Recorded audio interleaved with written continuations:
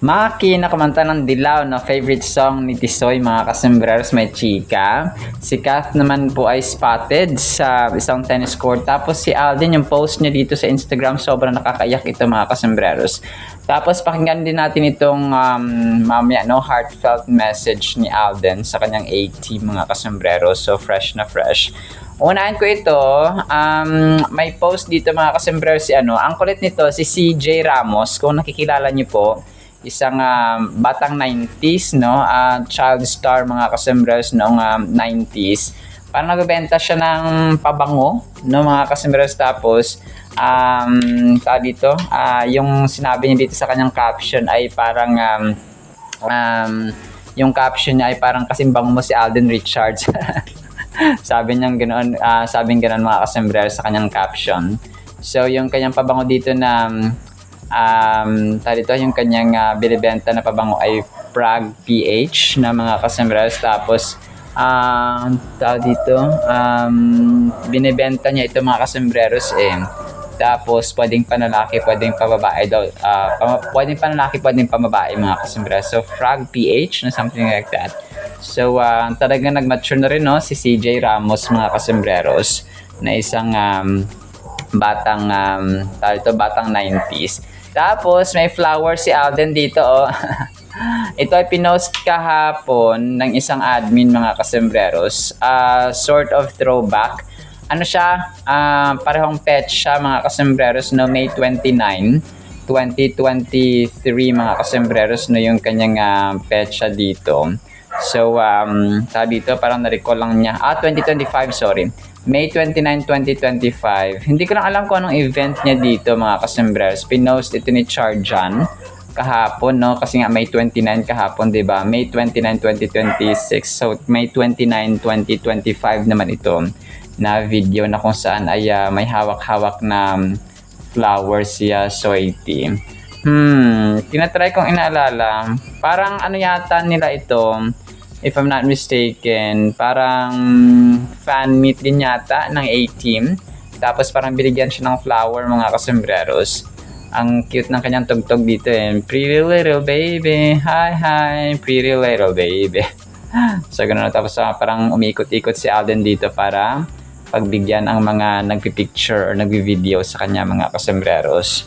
So yun po. Hindi ko lang sure kung parang yun nga, parang fan meet niya sa A-team mga kasembreros yung dito, yung event na ito. Ito, sobrang sobrang pangmalakasan itong kay Catherine mga kasembreros. Sabi niya yung parang yung comment niya dito, yung milyonarya ka na, tapos yung mga social media accounts mo million din. So tapos ako ito kailangan pa mag-engage. So grabe feel ko tong pinost ni dito ni admin na kailangan mag-engage tayo ng mga fans lang, kailangan nananalangin parati na marami ang views. So parang na-feature niya kasi dito yung yung dami ng views, engagements and so on ni Kath sa kanyang Instagram account mga kasembreros. So definitely talagang si Kath yan talagang given na yun na million talaga yung views mga kasembreros at saka engagements ni phenomenal box office ni Ma'am Queen kasi nga sobrang sikat ni attorney mga kasembreros. So wala talagang ganoon lang kapalaran. We need to we need to accept the truth and magsumikap tayo mga kasembreros and mga Kathleenatics. Tapos yan, isa sa mga major items natin, ang nakakaiyak tong ginawa pala ng project ni na Alden kasama ang Bello Medical Group mga kasembreros nga. So ito po yung kanilang project na The Scar Project. Okay, ibig sabihin po ng Scar Project, meron silang mga victims. Hindi naman victims, parang mga tao na nagkaroon sila ng peklat or parang nagkaroon ng sugat dati sa kanilang physical na katawan. At saka parang nagkaroon sila ng yung marka na yon or yung peklat na yon ay of course nagdulot ng kwento. Yung iba na disgrasya, yung iba na sunugan, yung iba na basta sobrang nakakayak to mga kasembreros kasi iba't ibang kwento, tapos iba't iba of course yung pangyayari sa buhay nila mga kasembreros. So, yung parang scar or yung peklat na nasa kanila, parang nagsisilbing alaala, nagsisilbing reminder mga kasembreros na, ganito nangyari sa akin noon, ganito nangyari sa akin noon. So, ang galing ng kanilang concept, no, mga kasembreros. So, na talagang parang willing na willing talaga tumulong sina Bello Medical, Dr. Vicky Bello, mga kasembreros, at saka si Dr. Hayden Ko, na grabe, no?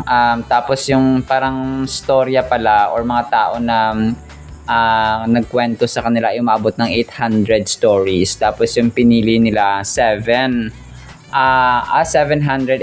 applicants pala, no, to be exact, mga kasembreros. So yung pito pa lang yata yung ano nila, mga kasembreros, pito pa lang yung kanilang kinuha. So ito pa i-post ni Alden sa kanyang Instagram, mga kasembreros. So malaking tulong ito sa mga taong may scar or may peklat.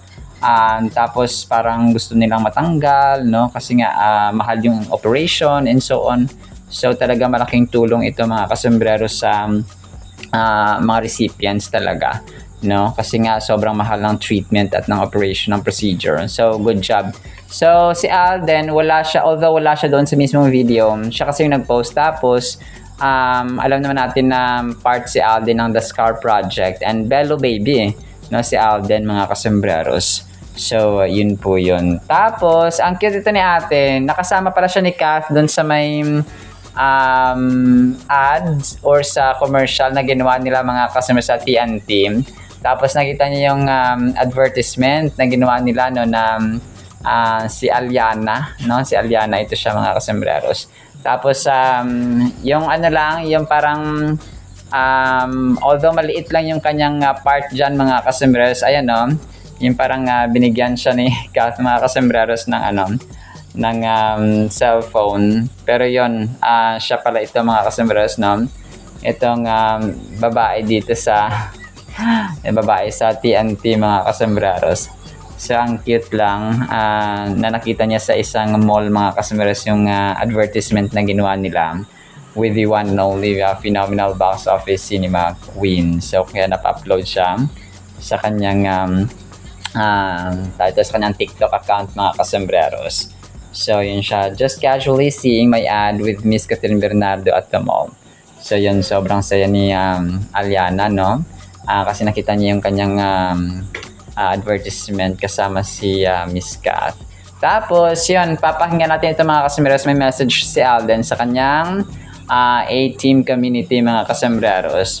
So grabe yung A-Team, no? May iba pala na pumunta doon sa Siargao talaga to support Alden, mga kasembreros.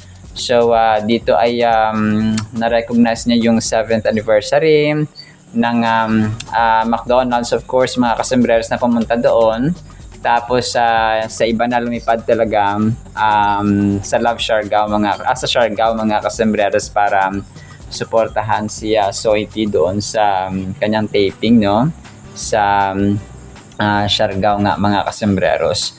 So grabe, no, talaga nakaka-touch, mga kasembreros, yung mga gantong uri ng actions ng yung fandom, mga kasembreros, because you don't need to force them, no, na parang obligahin sila na pumunta dito, but it's their heartfelt at saka willingness talaga na pumunta doon without any reservation or reluctance, mga kasembreros. Tapos ito, yung nilagyan pala nila ng ng voice over ni Catherine dun, at saka ni Alden dun sa may Hello Love Goodbye nila, mga kasembreros, na itong spotted nga si Kath sa hotel, Luxent Hotel, sa nakasama si James Reid, no, nag-taping sila ng teleserye, mga kasembreros. So ang kulit kasi pinost niya kagabi. Tapos yung voice over nga ni na Alden at ni Kath sa Hello Love Goodbye, na may mga lugar na pamatagalan. Tapos si Alden na may mga lugar naman na dinadaanan lang, parang Hong Kong, no, sabing ganon. Kaya bawat oras dapat sulitin mo kasi wala nagtatagal dito, nasabi dito ni Kath, mga kasembreros. Grabe, no, alam niyo yung Hello Love Goodbye, talagang Parang sabihin mo na sana sana totoo na lang no in real life ay sila na mga kasambreros no. Parang naging nostalgic tayo kapag napapanood yung Hello Love Goodbye, Hello Love Again mga kasambreros. So talagang kwento na lang talaga mga kasambreros at saka of course no memories. Pero hoping and praying na panibagong collaboration na naman ang gagawin nila mga kasambreros. So, yun po. Tapos, another major item mga kasambreros, no? Si Maki. May chika siya dito mga kasambreros. Parang may bagong kanta siya na gagawin pala na inspired by Catherine, na movie ni Catherine mga kasambreros. So, Maki's new song was inspired by this iconic Catherine Bernardo movie scene. So, akala ko nga yung sa Hello Love Again na linya mga kasambreros. So parang yung sasabi dito ni Maki na habang ginagawa niya yung kwento ay yung parang yung sa movie ni Kat, no? Sabi na parang iniwan siya tapos bumalik, tapos parang bumalik lang ulit, tapos parang sabi niya I have to write this line, no? Sabi niya dito sa lahat na marurupok. For me talaga yung line na yun kailangan sulatin down. Dito. Parang yung pinagbasehan pala niya dito ay hindi sa hindi sa Hello Love Again, pero sa pala The House of Us mga kasambreros, no, Katniel Days pa ito no ni Maki na sobrang kasi naalala ko talaga yung Dilaw, di ba? Yung Dilaw na sobrang favorite song ni Tisoy at saka ni Kath mga kasambreros na kinanta pa nga ni Alden dun sa dito sa kanyang ARXV concert sa Santa Rosa, Laguna mga kasambreros. So pero yun tapos di ba nung pa sila nag face off pa sila ni Alden sa ASAP mga kasambreros, talaga nakakatuwa at nakaka good vibes lang. Pero yun, The House of Us pala na Katniel mga kasambreros yung kanyang parang pinagugutan dito sa bago niyang kanta na ginagawa mga kasambreros. So yun po. Tapos another major item natin, sa spotted si Kat no sa isang tennis court. Akala ko nga nung sa unang tingin ay airport na mga kasambreros, pero ito pala ay dito tennis court, parang patapos o parang nag-pack up na siya. Tapos nagpa-picture pa ang mga tao doon no mga kasambreros, na of course na recognize siya. So wala akong kilala dito yung sister ni Mayor Mark Alcala wala rin dito mga kasambreros. So yun po, ito yung parati niyang pinaglalaroan na dati sina Alora Sasami, alam ko kasama niya sa sa paglalaro mga kasambreros, pero ngayon ay wala na no, parang bumalik niya yata si Alora Sasam sa Cagayan. Pero yun talagang sporty si Kath ngayon mga kasambreros. So may time siya para sa paglalaro at saka leisure mga kasambreros. So tapos yun, inisip ko dito hinahanap ko yung kapatid ni Mayor Mark. So pero wala mga kasambreros. Siguro busy din siya doon sa kanyang life kung kaya di siya nakasama this time no sa dito lang na area, dito lang na part mga kasambreros. So kasi alam natin na minsan nagsasama sila. So yun. Tapos next item natin, pangalawa pala sa last item ito mga kasambreros no, pinost si Soiti ng isang admin, of course sa sobrang igop ni Soiti dito sa kanyang picture mga kasambreros no, 11 hours ago. Happy Friday everyone, kahapon ito niya pinost mga kasambreros. Daming likes 327 reactions mga kasambreros. So talagang nakakatuwa lang. Dito ay nakaparang light pink or light peach si Alden tapos parang na-enhance konti yung kanyang face no, or ang kanyang mukha mga kasambreros. Tapos last item natin, and definitely not the least kasi ito yung pinakamahalaga, ang kanyang panalangin na pinost sa kanyang Instagram mga kasambreros. Sabi niya, "Dear God, thank you for every blessing in my life, both big and small. Thank you for waking me up today, for carrying me through difficult moments, and for never leaving my side. Even when life is not perfect, I still have reasons to be grateful because your love, mercy, and faithfulness never fail me. Lord, help me keep a thankful heart in every season. Teach me to focus on what I have instead of what I lack, and remind me that every good thing comes from you. Fill my heart with peace, joy, and gratitude today as I continue to trust you with my life. In Jesus' name, Amen. So, Amen. So, ang verse na nilagay niya dito ay Psalms 136 verse 1. So, give thanks to the Lord for He is good. His love endures forever. So, actually, yung buong Psalms 136 no, na chapter ay puro pasasalamat ito. Napakaganda ng verse actually nito na chapter. Yung Psalms 136, yung buong chapter niya sobrang napakaganda, no? At saka nakakapuno ng pasasalamat sa puso, mga kasembreros. So, ganun po siya. Alright, so yun lang siya sa ating countdown items. Ipi-play ko po itong kay Alden, mga kasembreros, para mapakinggan po natin. Kung gusto niyo pong pakinggan itong kay Maki, play ko rin po. Tapos, pakinggan natin ang napakagandang salita po ng Panginoon. Isa pinagpalang araw po ha sa bawat isa. What's up guys? To my A-team, maraming salamat of course for the support sa 7th year anniversary ng McDonald's Binyan Highway. And of course, dun sa iba na lumipad pa for Love Siargao. Thank you guys. And I'm gonna be seeing more of you soon. Thank you for the support. Love you all. Sabi ko, wala niyo ba yung mga moment na makikita mo na ang rupok-rupok natin? Doon ko nakita talaga na kahit anong maling ginawa ng tao na yon, kahit sobrang toxic, kahit iniwan siya, bumalik, tapos bumalik lang ulit, parang di ba? Parang doon ko na sinabi yung line, I have to write this line. Sa lahat ng marurupok, for me talaga yung line na yon, kailangan ko sulatan to a certain song. And this song is the perfect one para sulatin ko siya. So, I hope na nagets nyo din yun. Kasi gusto ko yun yung wala. Wala, umikot na ulit yung mundo ko. Isang kanta, isang Kapupulutan natin ng aral mga kasembreros ng ating Word of God. Ang title natin ay Ang Totoong Judas. Bakit kaya ganito, no? Yung ating title, John chapter 17 verse 12. While I was with them, Jesus Christ speaking, while I was with them in the world, I kept them in your name.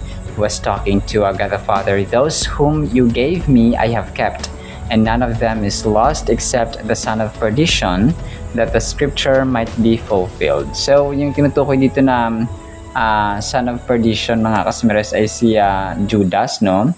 Or yung, alam natin yung kwento ni Judas. Siya yung nagkanulo, no? Kay Lord Jesus Christ, mga kasembreros, para maipako sa krus si Lord Jesus Christ, mga kasembreros. So, 30 pieces of silver ang naging katumbas, no, ni Lord Jesus Christ, mga kasembreros, na ibinenta niya ibinenta ni Judas si Lord Jesus Christ sa mga Pharisees, mga kasembreros, and sa leaders of yung mga Romano, mga kasembreros.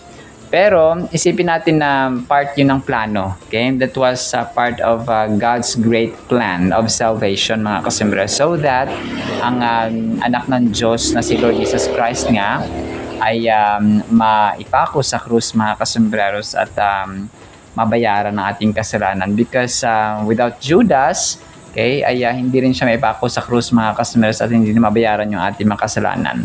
So, kung walang death, no, ni Lord Jesus Christ, walang resurrection, no, walang blood na dadanak, mga kasembreros, sa krus ng Kalbaryo. So, the blood of Jesus Christ redeemed us from our sin, mga kasembreros, and yun, no, we are walking and living in His light, mga kasembreros. So, ito po yung chapter 17 ng Book of John.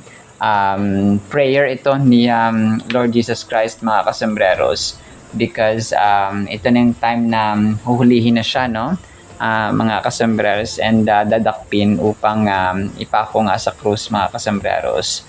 So ito po ay napaka tao dito, napaka lungkot, napaka sorrowful, and napaka-pighati, no? Tsaka napakabigat nito mga kasus, because alam niya yung kanyang sasapitin. So, sa ating buhay, yes, kilala natin si Judas, no? Pero sa ating buhay, hindi lamang Judas, yung pagkakanulo o yung pagka-condemned ni Judas, mga kasembres, kay Jesus Christ sa halagang 30 pieces of silver ay yun ang pera kasi, no, sa Roma at that time, mga kasembreros.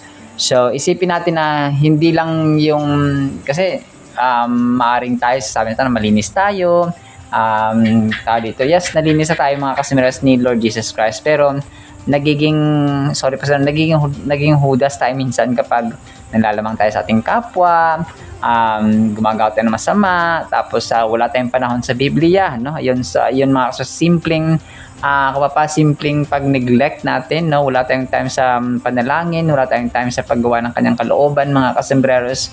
Nagiging manhid tayo sa ating magulang, hindi natin sila minamahal, hindi natin sila inalagaan, hindi natin minamahal yung ating kapwa-tao. So yun yung pagiging Judas natin, mga kasembreros. So minsan hindi lang si Judas ang Judas, no? Marami ang nagkalat na espiritu ni Judas, mga kasembreros, sa mundong ito. Yun ang pinaka, yung sometimes na nako-compromise natin yung hindi mo na ako magbibiblia, hindi mo na ako mananalangin because ganito, because ganyan, busy ako, and so on. So not knowing na naging Judas na pala tayo, mga kasus, because binibenta natin si Lord Jesus Christ, mga kasmers, dahil sa trabaho, pinagpapalit natin siya dahil sa ating mga gawain sa bahay, or sa ating mga kung ano mga agenda, no, na pinagpapalit natin, mga kasembreros, si Lord Jesus Christ, ang kanyang salita, no? Kung yung pinaglalaanan natin ng oras, instead of pagbibiblia or panalangin or paggawa ng kanyang kalooban, ay ginagawa natin yung ating mga habits or daily activities, mga kasembreros. So alam niyo po, kung gusto natin ay paraan talaga, mga kasembreros, So hindi ako naniniwala na ang tao busy lang, kasi busy, hindi ako makabiblia kasi busy, hindi ako makapanalangin kasi busy. So alam niyo yung pagiging busy, hindi naman kay presidente, dinaig pa natin ng presidente kung parating lang tayong busy, mga kasembreros. So mindset lang actually ng tao yun, na driven or parang ginatungan lang ni Satan, mga kasembreros, or ni spirit ni Judas, mga kasembreros.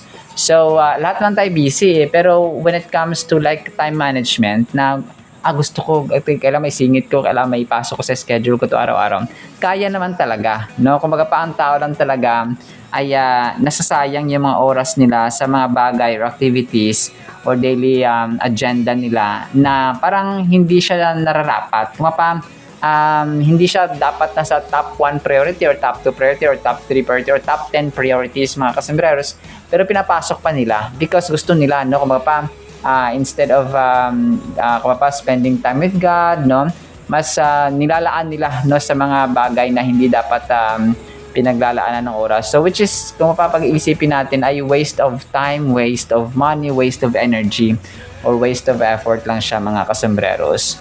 So yun po siya, no? So dito, the Son of God was born into the human race that He Himself created in order to carry out the will of the Father. So that whosoever believes in on His sacrificial death and glorious resurrection for the forgiveness of sins might have eternal life and become ministers of reconciliation to a lost and dying world. So alam natin yung purpose, mga kasembreros, na namamatay si Jesus Christ ay fulfillment actually, yun, no? Fulfillment ng sa katuparan ng nakasaad sa scripture, nakasaad sa prophecies or propesya, mga kasus, bago pa siya dumating sa mundong ito. So wag nating isipin na yung kanyang pagkamatay ay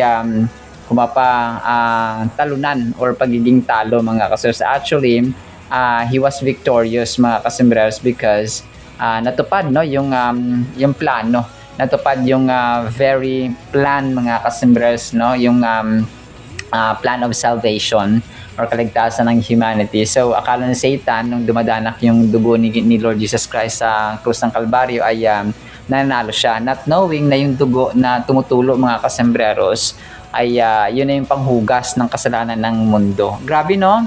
mga kasambreros, kung isipin lang talaga natin ng malalim. So, yun na pala yun, no? Ang akala ni Satan panalo siya, pero talunan pala siya, mga kasambreros.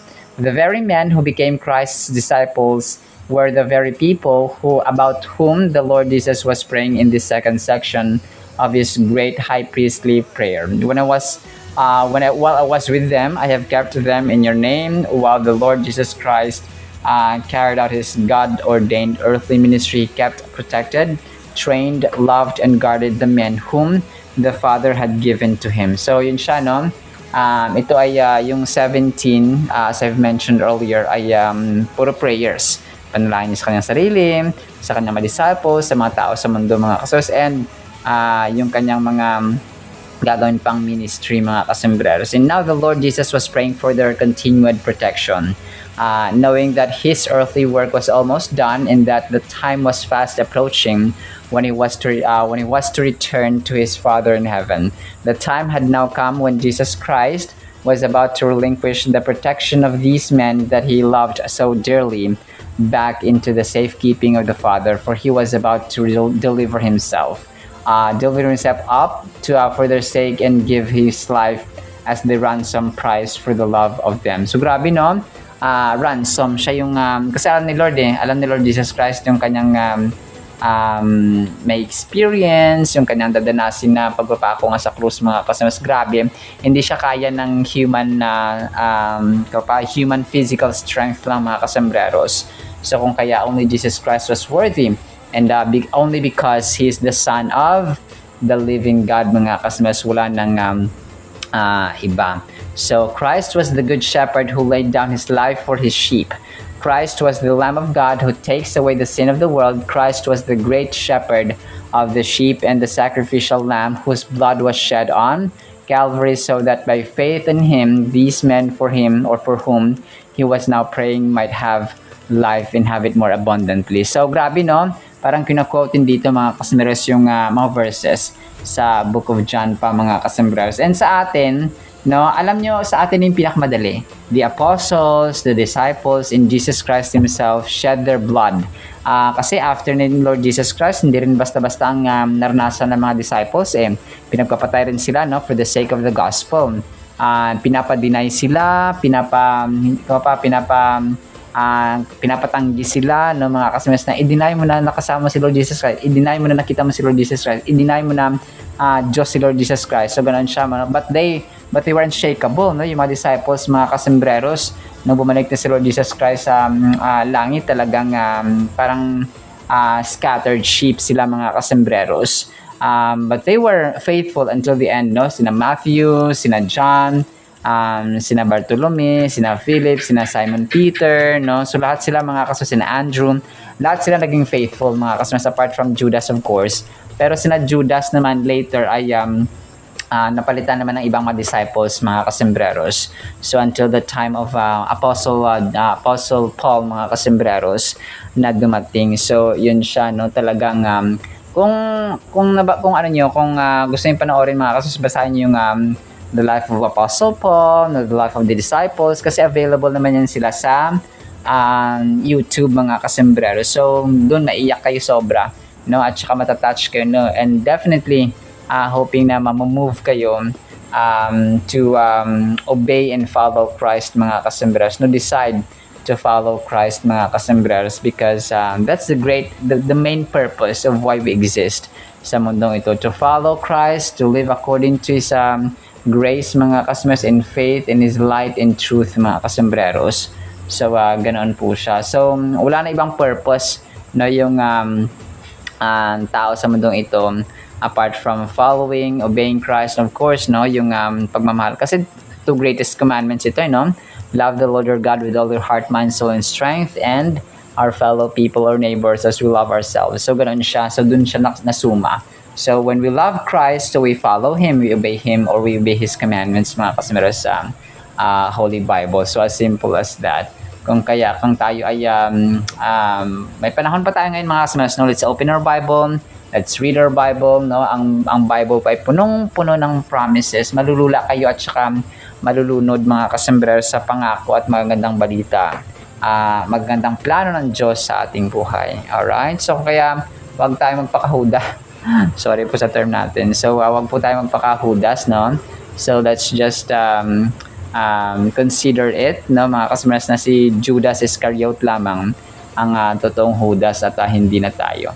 Alright? Salamat sa ating Word of God, ha? No, pagpalaan po tayo ng pag-ibig, pananampalataya, pag-asa, at oras at panahon talaga sa paggawa ng kalooban ng Diyos at saka sa pagsunod, no, sa kanyang kalooban, mga kasamiras, at huwag natin siya i-compromise yung oras natin. Kailangan may oras talaga tayo sa kanyang mga gawain, especially sa kanyang salita sa Holy Bible araw-araw. In the mighty, holy, sweet, magnificent name of the Lord Jesus Christ we pray, with the communion of the Holy Spirit of the living God. And everyone said, Amen and Amen. See you sa next segment, mga kasamiras, and paalam po. I love you.